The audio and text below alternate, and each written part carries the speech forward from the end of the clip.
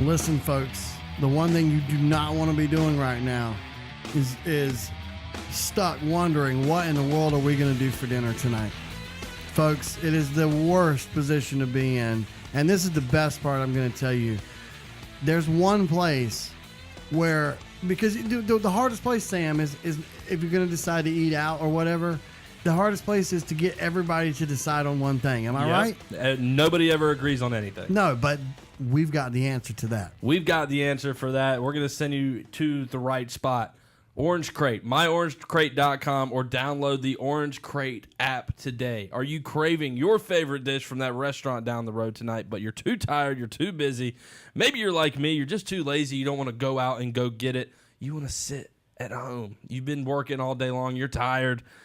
You can just pull up your phone, click, click, click, click, click. Search through over 100 plus restaurants and menus available across eastern North Carolina. It doesn't matter if you're in New Bern, Greenville, Jacksonville, OrangeCrate has you covered. It doesn't matter. Italian cuisine, Mexican food, maybe you just want a good burger. OrangeCrate can hook you up and have it delivered right to your door, hot, fresh, and on time, often sooner than you'd think in my personal experience. It's great for a night alone. It's great for a date night. It's great for your employees, business owners out there. You just want to schedule that group lunch, that meeting that you want to have catered. OrangeCrate is great for that as well. They have some awesome group ordering features where you can just simply send a link out to everyone.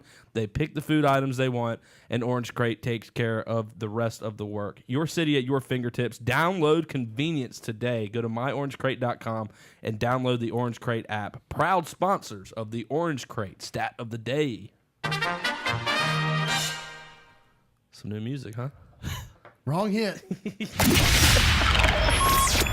So we've got for the fourth straight year, Cavs Warriors. Ugh. Fourth straight year. But you and I have talked about this all year. The road to get there has been so much different this year than in previous years.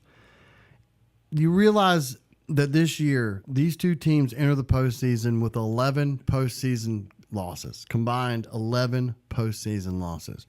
Now, I don't know that this is the indication that we may be nearing the end of this whole Cavs-Warriors thing, but I think it does. And most of those losses, if I'm not mistaken, 6 have been from the Cleveland Cavaliers side. But if you go back, 2015, the two teams combined for 5 playoff losses before entering the finals. In 2016, the teams combined for 7 playoff losses. Last year, if you remember, 1 combined playoff loss. So if you combine all of that, they 13 losses in the previous 3 years combined, as I said, this year 11. I don't know that it means because they have practically matched that loss total if it means that. I do think it does mean it, and I think it means it for the Cleveland Cavaliers. But the road to get there, despite the fact we knew it was going to be these two teams, I think the losses kind of proved that, yes, this may be the last matchup we see, at least in consecutive years, of Warriors-Cavs. Good. So over the last 6 seasons, and you can include the regular season and the postseason in this, one of the stats that the NBA keeps track of is technical fouls. Well, over those last 6 seasons I've mentioned, the 4 players with the most technical fouls against a single opponent are all against the Warriors. So technical fouls against a single opponent, the top 4 people all came against the Warriors. DeMarcus Cousins has 10. Chris Paul has 9. Dwight Howard has 9. DeAndre Jordan has 8. On a possibly related note, 6 years ago was the 2012-2013 season. The 2012-2013 season is the first year of Draymond Green's NBA career. So there seems to be a common theme there. But like you said, the Warriors tend to frustrate you. Draymond Green in particular tends to frustrate you. That's why I like him. But I'm curious, of anybody on this Cavs team, who do you think is the guy that Draymond can rile up the easiest and has potential to pick up multiple Texas series? It's got to be JR, right? JR's loose. I mean, I always think Tristan because of his, personal choices. Like right. Maybe he's capable, but he has seemed to have kept it together for the most part. But yeah, no, JR's got to be that guy. I mean, he's the most unstable guy there. Kevin Love will fold, get hurt, and not play. Right. I think and LeBron will just be petty in press conferences. Post game press Yes. conferences. He won't do anything during the game. LeBron's a hold me back kind of guy, isn't he? Yes. He will physically grab someone's hands and put them on himself, and be like, Yes. hold me back, bro."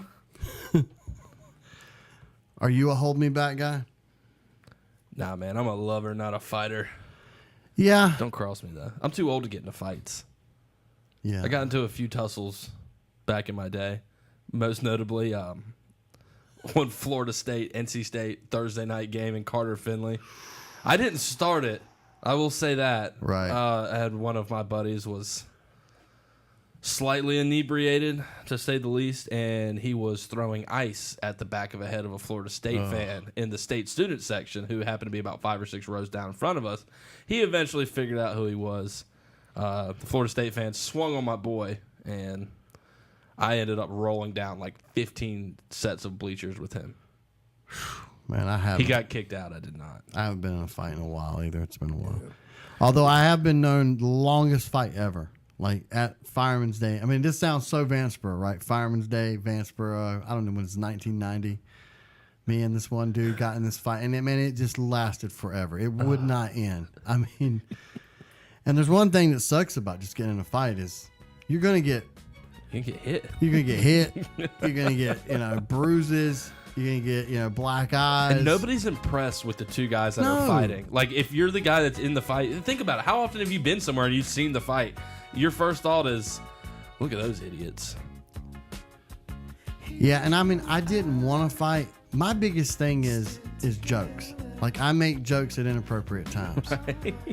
And okay, I never just knew have that to tell about you you. this. Yeah, this dude. Okay, here's how the fight started. I was really not gonna fight, and I was like you, trying to just get out of it. And this dude takes off his shirt. Oh, I mean, we had grown this huge crowd of people. Was he at least jacked? No. It's like Neither one of put us your are shirt really back jacked. on. I mean, we're I don't even know, like 9th or 10th grade or some stupid. And so, anyways, he takes his shirt off. You know what I did? I was like, I do the whole, gosh, like something's musty in here. Like, what is that? I'm sure that went. No, over yeah, well. that's where the punches started. Man, I have never in my life I result to punching somebody because they said I stink. You know what I mean? Like, But I mean, I think the crowd of people. I mean, there was a crowd of people. I made a joke about him Called him stinking. He was like, I'm gonna fight. And then, then we had like a 30-minute fight. And I'm like, it's Fireman's Day. The police are all over. Where are the Vanceboro police? Anyways, we'll take a quick break. Come back and close it down next.